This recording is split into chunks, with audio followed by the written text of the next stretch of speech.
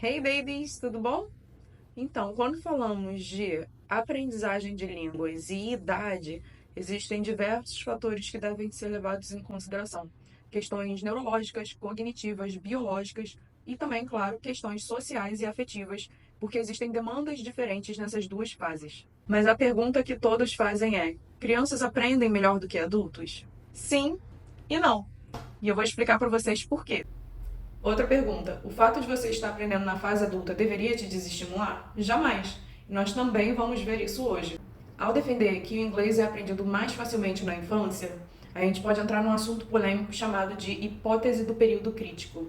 Inicialmente, essa hipótese foi usada para falar sobre aprendizagem de língua materna e eram estudos patológicos sobre crianças que não conseguiam desenvolver a habilidade de linguagem na primeira fase da infância. Alguns estudiosos pegaram a hipótese do período crítico e a adaptaram à aprendizagem de segunda língua. Eles comprovaram que quando é aprendido uma segunda língua até a fase da puberdade, essa língua é aprendida com um sotaque mais natural. Hoje em dia não existe mais tanto essa questão de uma necessidade de uma pronúncia natural. Eu não gosto muito dessa ideia de inglês britânico e inglês americano. Eu falo muito com os meus alunos sobre o inglês global. Existem diversas culturas se misturando na aprendizagem de inglês hoje. Então, esse ponto de pronúncia original é um ponto que já foi derrubado já há algum tempo.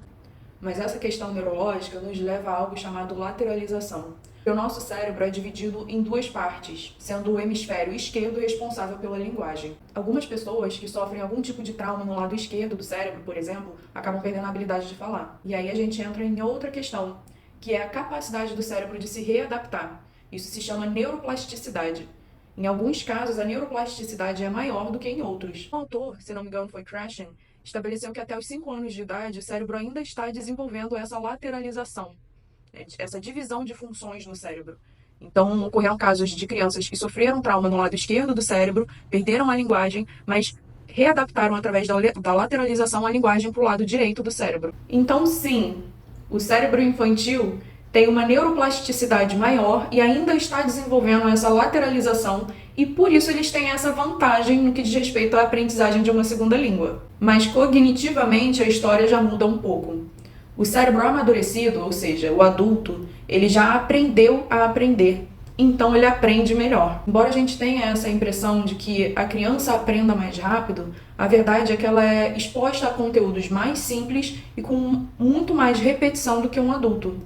Mas se você assistir um desenho animado em inglês com uma criança, no final do dia, é muito mais provável que você vai lembrar de todo o vocabulário daquele desenho e a criança não. Isso acontece porque você já aprendeu a aprender e porque você tem uma bagagem de aprendizagem que a criança não tem. Então, assim, deixando as questões neurológicas e biológicas de lado, eu acho muito mais importante levarmos em consideração as questões sociais e afetivas na aprendizagem de inglês.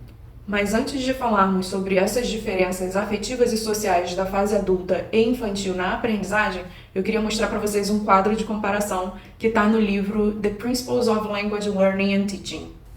Esse é um quadro com tipos de comparação que leva em consideração a aquisição de primeira e segunda língua de crianças e adultos. Então temos aqui uma criança aprendendo uma primeira língua, que seria a língua materna, português no nosso caso, e uma criança aprendendo uma segunda língua. Aqui a gente vai levar em consideração o inglês. Temos um adulto aprendendo uma primeira língua, são casos atípicos, e um adulto aprendendo a segunda língua. Douglas Brown, no livro, ele explica que essa barreira aqui é propositalmente mais larga para mostrar as variantes, que devemos considerar entre a fase infantil e a fase adulta.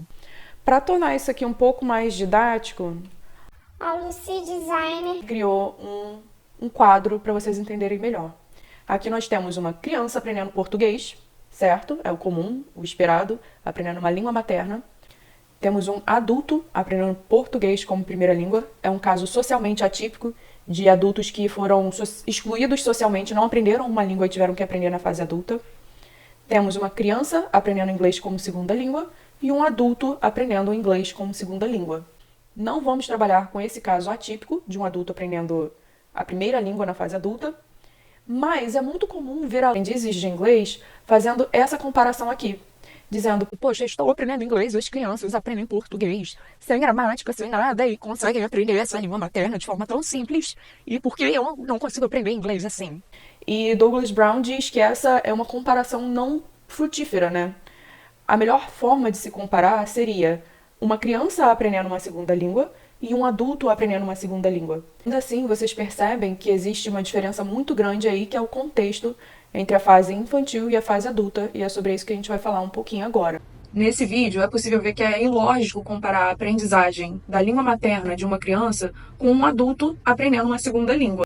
E o pior é que eu escuto muito essa comparação feita entre aprendizes de inglês. Gente, vocês têm que parar de fazer essa comparação, hein? Porque isso não faz sentido, não. E nesse quadro a gente vê também a diferença dos contextos, sociais e afetivos que separam a infância e a fase adulta. Essa é a chave que diferencia tanto a aprendizagem de uma criança e de um adulto. E olha que sorte, esse é um detalhe que até certo ponto pode ser alterado, principalmente na questão afetiva. Uma criança aprende inglês por curiosidade e diversão, enquanto um adulto aprende por obrigação e questões de trabalho. A criança não tem medo de errar. Ela vê no erro uma possibilidade de aprendizagem. Já o adulto vê no erro um motivo de vergonha. A criança tem uma imaginação muito mais fértil e, portanto, tem a habilidade de aprender de forma mais criativa, enquanto o adulto, devido às responsabilidades da vida, tem muita dificuldade de gerar frases e ser mais criativo na aprendizagem.